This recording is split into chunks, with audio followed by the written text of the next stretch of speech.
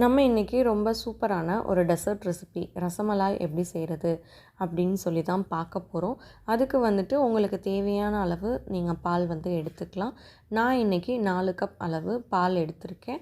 பால் வந்து இந்த மாதிரி நல்லா சூடாகி பொங்கி கொதிக்க வர ஆரம்பிக்கும் இல்லையா, அந்த ஸ்டேஜில் நான் கொஞ்சமாக வினிகரை வந்து ஒரு அரை கப் தண்ணியில் டைலூட் பண்ணி இந்த இதை வந்துட்டு நான் வந்து டைரெக்டாக வந்து பாலில் சேர்த்துக்கிறேன்.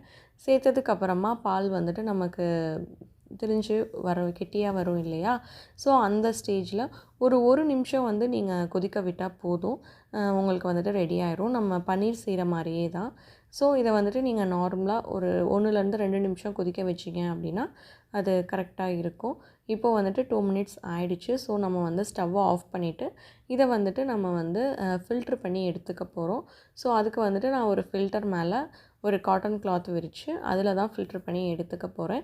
ஸோ ஃபஸ்ட்டு நம்ம இது எல்லாத்தையுமே வந்துட்டு ஃபில்ட்ரு பண்ணிக்கலாம். இந்த மாதிரி எல்லாத்தையும் ஃபில்ட்ரு பண்ணதுக்கப்புறமா இது மேலேயே வந்துட்டு லைட்டாக கோல்டு வாட்டர் ஆட் பண்ணி இன்னும் கொஞ்சம் எந்த ஒரு ஸ்மெல்லும் இல்லாத அளவுக்கு நம்ம லைட்டாக வாஷ் பண்ணிக்கலாம். வாஷ் பண்ணிவிட்டு இதை வந்துட்டு நீங்கள் நல்லா வந்து ஃபில்ட்ரு பண்ணி அந்த காட்டன் கிளாத்தில் வந்து தண்ணியே இல்லாத மாதிரி நல்லா புழிஞ்சு விட்டுக்கணும்.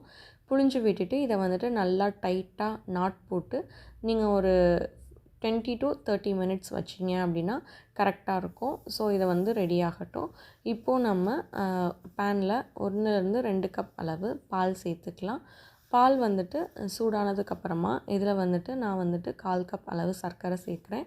உங்களுக்கு இல்லை நார்மல் இனிப்பே போதும் அப்படின்னா நீங்கள் வந்துட்டு ஆட் பண்ண தேவையில்லை. இது கூடவே வந்துட்டு நான் கொஞ்சமாக கலருக்கு எல்லோ கலர் சேர்த்துக்கிறேன்.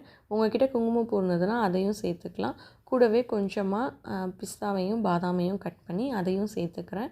ஓரளவு இது வந்துட்டு நல்லா கெட்டியானதுக்கப்புறமா இந்த பால் கெட்டியானதுக்கப்புறமா இதை நம்ம ஆஃப் பண்ணி ஆற வச்சுக்கலாம். இப்போது அடுத்து வந்துட்டு நம்ம அந்த காட்டன் கிளாத்லேருந்து நம்ம இது எல்லாத்தையும் அந்த சீஸ் மாதிரி இருக்கிற எல்லாத்தையுமே எடுத்துகிட்டு இதை வந்துட்டு நம்ம நல்லா வந்து பிசைஞ்சு விட்டுக்கணும்.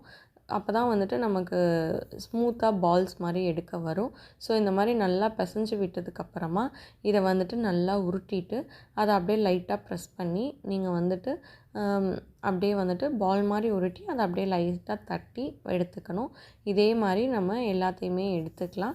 ஸோ இந்த மாதிரி எல்லாமே ரெடியானதுக்கப்புறமா நம்ம ஒரு பேனில் தேவையான அளவு தண்ணி ஊற்றிட்டு 1/4 கப் அளவு சர்க்கரை சேர்த்துட்டு அது எல்லாமே கொதிக்க ஆரம்பித்ததுக்கப்புறமா நம்ம இந்த மாதிரி பால் சைஸில் எடுத்து வச்சுருந்தோம் இல்லையா, அந்த எல்லாத்தையுமே இதில் வந்து சேர்த்துக்கலாம்.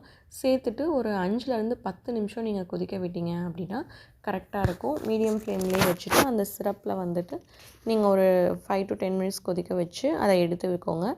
எடுத்துட்டு அது மேலேயே வந்துட்டு நம்ம இந்த ரப்டி ரெடி பண்ணி வச்சுருந்தோம் இல்லையா, அதை வந்து நம்ம ஆட் பண்ணிக்கலாம். அவ்வளோதான், ரொம்ப டேஸ்ட்டான ரசமலாய் ரெடி ஆகிடுச்சு. இதை வந்துட்டு நீங்கள் வந்து சில் பண்ணிவிட்டு ஒரு 2 to 3 ஹார்ஸ் சில் பண்ணிட்டு நீங்கள் அப்புறம் சர்வ் பண்ணிங்க அப்படின்னா ரொம்பவே சூப்பராக இருக்கும். நீங்களும் இதே மாதிரி பண்ணி பார்த்துட்டு எப்படி இருந்ததுன்னு சொல்லிட்டு மறக்காமல் சொல்லுங்கள். தேங்க்ஸ் ஃபார் வாட்சிங்.